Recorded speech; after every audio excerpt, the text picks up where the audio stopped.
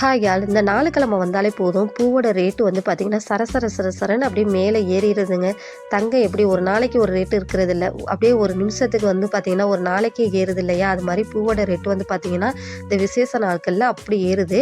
1/4 kilo பூவே வந்து பார்த்திங்கன்னா 60 ரூபா 80 ரூபான்னு விற்றாங்க.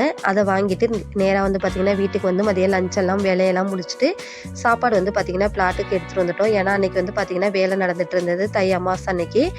அங்கே வேலை பார்க்குறவங்க எல்லாத்துக்குமே வந்து பார்த்திங்கன்னா கடையில் சாப்பாடு வாங்காமல் வீட்டிலேயே அன்றைக்கி வந்து பார்த்திங்கன்னா சமையல் ரெடி பண்ணிவிட்டு வந்து சாப்பாடு வந்து கொடுத்தோங்க. ஏன்னா வந்து பார்த்திங்கன்னா அன்றைக்கி நாள் வந்து தை அமாவாசைங்கிறதுனால அன்றைக்கி வந்து யாருக்காவது சாப்பாடு வந்து பார்த்திங்கன்னா தானம் பண்ணுனா நல்லதுன்னு சொல்லுவாங்க. அதனால் இதோட ப்ராடக்ட் வந்து பார்த்திங்கன்னா மீஷோவில் தான் வாங்கியிருந்தேன். குவாலிட்டி வந்து சொல்லவே தேவையில்லைங்க. இதோட ப்ரைஸ் வந்து 250க்கு தான் வாங்கியிருந்தேன். பட் குவாலிட்டி வந்து பார்த்திங்கன்னா சூப்பராகவே இருந்தது.